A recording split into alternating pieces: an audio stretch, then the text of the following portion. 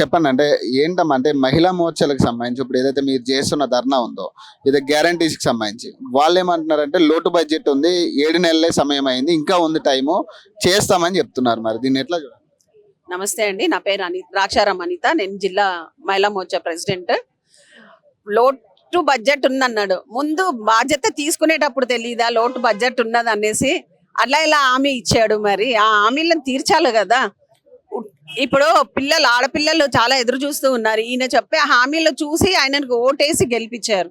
ఆ ఓటేసి గెలిపించినందుకు హామీలను మరి ఏదో విధంగా ఆయన బడ్జెట్ చూసుకొని సగంలో సగం అన్నా నెరవేర్చాలి. దాని గురించి మేము ధర్నా చేస్తున్నాం. చెప్పినాం అంటే లోటు బడ్జెట్ ఉంది అనే దాని మీద మీరు ఎట్లా అదే అంటున్నాను, లోటు బడ్జెట్ అని తనకు ముందరి నుంచే తెలుసు. ఆల్రెడీ మనకి టిఆర్ఎస్ ఆల్రెడీ డౌన్ ఉంది అని తెలిసే తిను ఇప్పుడు వచ్చిండు. తర్వాత కూడా మళ్ళీ ఇప్పుడు లోటు అనడం అదైతే రాంగ్. సో ఇప్పుడు ఎన్నో హామీలు ఇచ్చే ముందు కూడా తను ఆలోచించాల్సిందే. హామీలు ఇచ్చాడు, హామీలు ఇచ్చి ఒక్క హామీ కూడా అసలు నెరవేర్చలేదు. సో దానికోసం ఇప్పుడు మేము ధర్నా చేస్తున్నాము. ఫ్రీ బస్ అని వాళ్ళు ఏమంటున్నారు అంటే ఫ్రీ బస్ చేసినాం, అసలు దేశంలో ఎవరో చేయలేదు మేమే చేసాం అని చెప్తున్నారు. అవునన్నా, ఫ్రీ బస్ చేశారు. చూస్తున్నారు కదా లేడీస్ ఎలా కొట్టులాడుకుంటున్నారు. దానికి కూడా ఫ్రీ బస్ ఇచ్చి కూడా అసలు వేస్ట్ అది. తను ఇప్పుడు మహిళల పరంగా అంటే ఎంతవరకు ప్రాధాన్యత ఉందంటారు? కాంగ్రెస్ ప్రభుత్వం ఏం చెప్తుందంటే ప్రజా పరిపాలన తీసుకొచ్చాం మేమని చెప్తున్నారు. గత ప్రభుత్వం మీద వాళ్ళు చేసిన నిందలు కూడా అవే. ప్రజా ప్రభుత్వం మేము తీసుకొస్తాం, ఖచ్చితంగా ప్రజల పాలన చేస్తాం అంటున్నారు. మీరు ఏం చెప్తారు? ప్రజాపాలన అని పేరు పెట్టినారు. రేవంత్ రెడ్డి గారు 2 రోజులు వచ్చినారు. దాని తర్వాత ఆయన రాలేదు. కింద అధికారులకు ఇచ్చారు. మళ్ళా యథాతథ ప్రజలాగా అయిపోయింది. గతంలో కేసీఆర్ కూడా అట్లనే చేసినారు, ఈయన కూడా అట్లనే చేసినారు. పోతే లోటు బడ్జెట్ గురించి చెప్పినారు కదండి. లోటు బడ్జెట్ ఉన్నదని ఆయనకు తెలుసు. ఆయన కూడా అన్ని నేను చేస్తా అని వచ్చినాడు. అంటే తెలంగాణ రాష్ట్రంలో కేసీఆర్ బాగా తినేసేస్తున్నాడు, బాగా అయిపోతుందని ఆ రోజు మొత్తుకున్నావు కదా. మరి బడ్జెట్ తక్కువ ఉన్నది అనేది నీకు వచ్చినాక నీకు తెలిసింది. అంటే దాని తర్వాత నువ్వు చెప్పకపోయి ఉంటే ఇంకా ఏదన్నా ప్రభుత్వం కూడా వచ్చి ఉంటుంది. మా ప్రభుత్వమే వచ్చేది. అసలు మా ప్రభుత్వమే రావాలి. నువ్వు ఇచ్చిన గ్యారంటీల వల్ల అందరూ ప్రజలు మోసపోయి నిజంగా రేవంత్ రెడ్డి గారు అన్ని బాగా చేసేస్తారని అనుకున్నారు. పోతే రెండోది ఇంకొకటి, మొన్న ఎంపీ ఎలక్షన్లలో కూడా రేవంత్ రెడ్డి గారు ఏం చెప్పినారు, మోడీ గారు ఏమి ఇచ్చినారు, పెద్ద గాడిది గుడ్డు అని. నువ్వు మాకు ఇస్తున్నావు పెద్ద గాడిది గుడ్డు, మా చేతిలో పెడుతున్నావు. నీ ఎలక్షన్ కోడ్ ఎక్కడ పోయింది, నీది అంతా ఎక్కడ పోయింది? ఇమ్మీడియట్ గా 2 గ్యారంటీలు పూర్తి చేస్తా అని చెప్పినారు. అందులో ఒకటి ఫ్రీ బస్, ఒకటి మహాలక్ష్మి ఒకటి. ఏది మహాలక్ష్మి? 0 బ్యాలెన్స్ విద్యుత్ ఛార్జీలు అని అన్నారు. ఒక్కటి కూడా లేదు. అప్పుడు ఒక 2 ఏమంటారు ఆవిష్కరణ, భూమి పూజ చేసి పెట్టినట్టు బిల్లు పూజ చేసి 2 ఇద్దరికి బిల్లులు ఇచ్చినాడు. దాని తర్వాత ఎవరికి దానికి కాలేదు, బిల్లే మాఫ్ కాలేదు. ఏంటంటే నేను 2 పూర్తి చేసిన అని చెప్పినాడు. అంటే మీరు ఏ రకంగా నీకు 7 నెలల సమయం పూర్తి కాలేదు, 7 నెలలు కాలేదు. ఎలక్షన్ కోడ్ 3 నెలలు వచ్చినది. దానికన్నా ముందు రోజులు ఏమైనాయి, దాని తర్వాత ఈ రోజులు ఏమైనాయి. అంటే ఆయన ఏమనుకున్నాడంటే తెలంగాణ రాష్ట్రంలో నేను ముఖ్యమంత్రి అయితే లంక బిందెలు దొరుకుతాయి, ఆ బిందెలన్నీ నేను దండుకుంటా అని అనుకున్నాడు. బిందెలలో గాడిది గుడ్డు ఉన్నది అనేది ఆయనకి తెలియదు. దాని తర్వాత వ్యక్తపరిచినాడు, మొత్తం గుడ్డు గుడ్డు గుడ్డు పెట్టి ఇట్లా తిప్పినాడు ఆయన. నేను చెప్పేది కూడా అదే కదా, బీజేపీ వాళ్ళు మాకు ఇచ్చేదే ఏమి లేదు, మరి వాళ్ళు ఇచ్చే బడ్జెట్ మాకు ఇవ్వాలి కదా అనేసి వాళ్ళు కూడా చెప్తున్నారు. మరి దీనికి ఎట్లా చెప్తారు? బీజేపీ వాళ్ళు ఇచ్చేది ఏమి లేదు అంటే తెలంగాణ రాష్ట్ర ప్రభుత్వంలో ఎన్నడూ లేని విధంగా ఈసారి మనకు కేంద్ర మంత్రి వర్యులు కిషన్ రెడ్డి గారు ఉండి తెలంగాణ రాష్ట్రానికి ఎన్నో నిధులు తీసుకొని రావడం జరిగింది. ఎక్కడెక్కడ ఏమేమి జరిగినాయి మా పెద్దలు కూడా లిఖితపూర్వకంగా లెటర్ల ద్వారా కూడా వాళ్ళు ఛాలెంజ్ చేసి చెప్పడం జరిగింది, వాళ్ళకు చూపించడం కూడా జరిగింది. ఎన్నో మెట్రో రైళ్లకు శంకుస్థాపనలు జరిగినాయి కదా, రోడ్ల నిర్మాణం జరిగినాయి కదా, రైళ్ల పునరుద్ధీకరణ, స్టేషన్ల పునరుద్ధీకరణ జరిగినాయి కదా. మరి ఇవన్నీ కూడా మీకు సాక్ష్యాలు లేవా? మన కిషన్ రెడ్డి గారు ఏమేం చేసినారు ఎల్ఎస్సిడి మొత్తంలో మీకు చూపించడం జరిగింది. మరి నిన్న మొన్న మీరు కూడా వెళ్ళినారు కదా, మంత్రులను అందరు కేంద్ర మంత్రులను అందరినీ కలిసినారు కదా. మరి ప్రభుత్వం ఏమి ఇవ్వకపోతే మీరు ఎందుకు కలిసినట్టు? బీజేపీ ఏమి ఇవ్వకపోతే ఎందుకు కలిసినారు? పెద్ద పెద్ద పుష్పగుచ్చాలు ఇచ్చి వాళ్ళకి చేసి మేము కలిసి వచ్చినామని చెప్పినారు కదా. మాకు తెలంగాణ రాష్ట్రం అభివృద్ధి ముఖ్యమని మీరు చెప్తున్నారు కదా, ఏమి ఇయ్యందే మీరు ఎందుకు పోయినట్టు?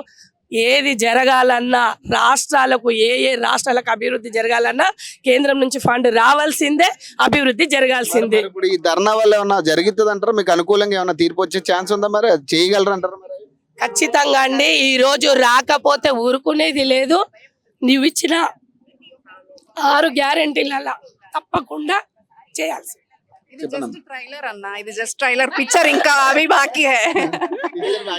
అంతే అదే మహిళలతో పెట్టుకుంటే మామూలుగా అంతే అసలు ఆగేది తెలియదు. ఇప్పుడు మా మహిళా మోర్చా మాత్రం ఎక్కడో ఊరుకునేది తెలియదు. నిన్న మొన్న కూడా చూసాం కదా, ఇప్పుడు కొంతమంది ధర్నాలు చేస్తున్నారు స్టూడెంట్స్, మహిళలు కూడా చూడకుండా ఈడ్చుకెళ్లే పరిస్థితి చూస్తున్నాం మనం. మరి దీని మీద మీ స్పందన ఏంటి? అదే అంటున్నాను కదా, గవర్నమెంట్ కి అసలు లేడీస్ మీద అసలు ఏం రెస్పెక్ట్ లేదు, ఏం లేదు, ఇష్టం ఉన్నట్టు ఈడ్చుకొని వెళ్ళిపోతున్నారు లేడీస్ ని చూడకుండా. అలా జరుగుతుంది. ఏదైనా అంటే ప్రతిపక్షాలు చేయించిన అని చెప్తున్నారు, మరి బీజేపీ వాళ్ళు టీఆర్ఎస్ వాళ్ళు కలిపి చేయిస్తారు. అలా ఏం లేదన్న. బీజేపీ వాళ్ళు అసలు మహిళలకి ఏ పార్టీ ఇవ్వదు రెస్పెక్ట్. అంత రెస్పెక్ట్ ఇస్తారు. ఫస్ట్ మహిళలకు ఇచ్చే రెస్పెక్ట్ వాళ్ళు ఖచ్చితంగా ఇస్తారు. ఇలాంటివన్నీ బీజేపీ పార్టీ చెయ్యదు. మీ అభిప్రాయం ఏంటమ్మా? అంటే ఈ ఎగ్జామ్స్ దాని గురించి కండక్ట్ చేయడం ఇష్యూస్ జరుగుతున్నాయి, మీ అభిప్రాయం ఏంటి? ఇవి జరుగుతున్న ఎగ్జామ్స్ గురించి ఇప్పుడు ఏదో స్టూడెంట్ చేస్తున్నారు, ధర్నాలు కూడా చేస్తున్నారు. ఎందుకంటే గతంలో ఎగ్జామ్స్ అయ్యి వాటికి వస్తాయి అని ఎదురు చూసారు, అవి రాలేవు. ఈయన రాగానే కొత్తగా కూడా కొన్ని నోటిఫికేషన్లు ఆల్రెడీ వచ్చి వాటికి పెద్దగా ఎల్బీ స్టేడియంలో అక్కడ అంత ప్రోగ్రామ్ చేసి ఈయననే ఇచ్చినట్టు బిల్డప్ చేసి అవన్నీ క్రియేట్ చేసిండు. నిన్న మొన్న ఎప్పుడు జాబ్ క్యాలెండర్ పెడతా అని ఇప్పటి వరకు కూడా పెట్టలేడు.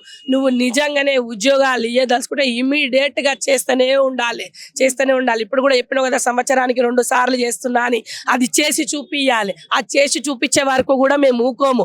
భారతీయ జనతా పార్టీ యువ మోర్చా, మహిళా మోర్చా, అన్ని మోర్చాలు నువ్వు చేసే వరకు నీ ఎంబడ పడుతూనే ఉంటాయి. నువ్వు అని ఊకుంటే ఇనేదే లేదు. ఎందుకంటే ప్రజలలో ముఖ్యంగా యువకులు వీళ్ళందరూ కూడా డ్రగ్స్ కి ఎడిట్ అవుతున్నాడు. ఉక్కు పాదంతో చేస్తా అన్నాడు. ఎక్కడ ఉక్కు పాదము?